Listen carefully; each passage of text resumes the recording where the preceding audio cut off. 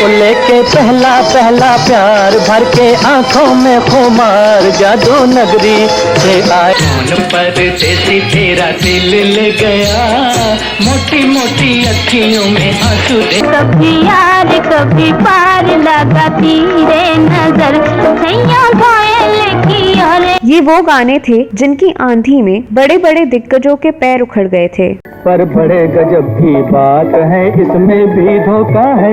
शिकायत कर लो जी भर लो, आंखों ही आंखों में इशारा हो गया, बैठे बैठे जीने का सहारा। कहीं पे निगाहें कहीं पे निशाना, जीने दो जालिम बन। सुनने वालों पर एक से बढ़कर एक सुरों की बरसात करने वाले संगीत के उस जादूगर का नाम था ओपी नैयर। जब ऐसे चिकने चेहरे तो कैसे न नजर फिसले, तो गलती ये बंदा नवाज छेड़ कर मेरे दिल का साथ चलती ये। इस संगीतकार को मोहम्मद रफी और आशा भोसले की सुरीली आवाज का सहारा था।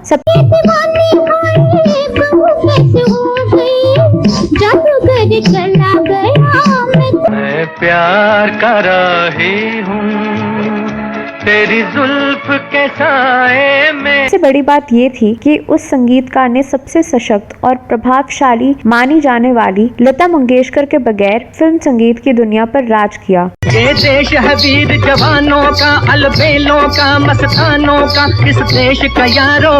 जब तक कहाँ है दीवाने, सब कुछ यहाँ है सनम।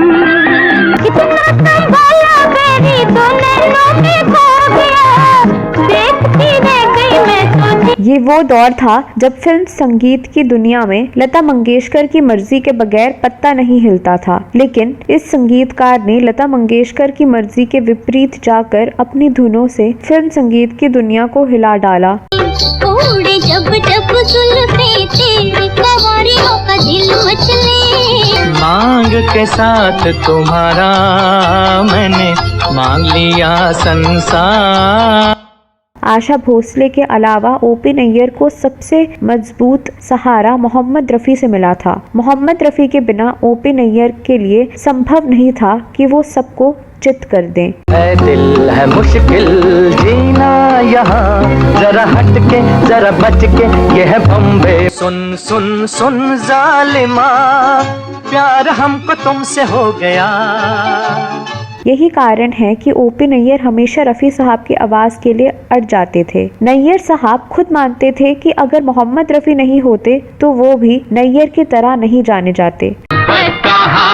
जवानी का पल्ला, सुभान अल्लाह बाबू सुभान अल्लाह। नैयर साहब ने कहा था, मेरे जीवन की सबसे बड़ी भूल ही तो थी कि एक बार बस 10 मिनट देर से आने के कारण मैंने उस फरिश्ते को रिकॉर्डिंग रूम से बाहर कर दिया था, लेकिन हमारे और उनके बीच की दूरी बहुत दिनों तक कायम नहीं रही थी। हमें मालूम था कि हम एक दूसरे के खातिर ही बने हैं। साल 1957 में रिलीज हुई फिल्म नया दौर के गीत आना है तो आ, राह में कुछ फेर नहीं है नैयर का सबसे अधिक पसंदीदा गीत था।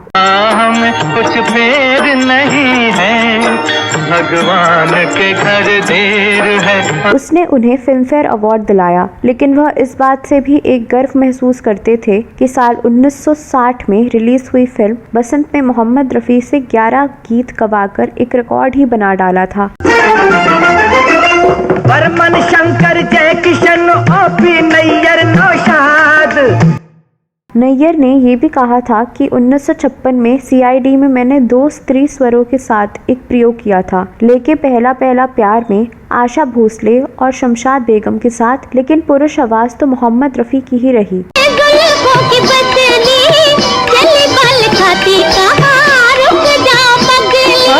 दोनों के साथ। केवल यही नहीं, मैंने रफी साहब की आवाज का इस्तेमाल देव आनंद, जॉनी वॉकर और एक रेहड़ी वाले तक के लिए किया, और इन सब की शैली को उन्होंने कितनी अच्छी तरह उतार दिया।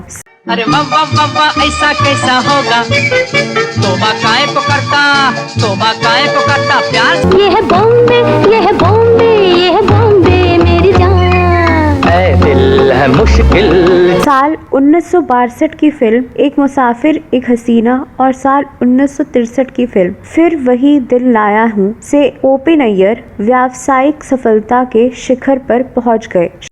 आंचल में सजा लेना कलियां जुल्फों में। शर्मिला टैगोर भले ही कश्मीर की कली की नायिका रही हूँ, पर फिल्म तो मोहम्मद रफ़ी के गानों के कारण ही खूब चली। तारीफ करूं क्या उसकी जिसने तुम्हें। बाद के दौर के प्रमुख गायक एसपी बाला सुब्रमण्यम दीवाना हुआ बादल का जिक्र आते ही बेहद खुश हो जाया करते थे। ये देख के दिल झूमा ले प्यार ने। वह कहते थे कि रफ़ी साहब ने इसमें ऐसा जादू किया है कि हम अपने गांव से साइकिल पर सवार होकर मीलों दूर सड़क किनारे एक होटल में इसे सुनने के लिए जाते थे, जहां ये बजता रहता था। दीवाना हुआ बादल सावन की घटा। झूमा शब्द पर रफ़ी साहब कुछ ऐसा जोर देते हैं कि हमें नशा सा हो जाता था और हम ये भूल जाते थे कि हमारे आसपास क्या हो रहा है।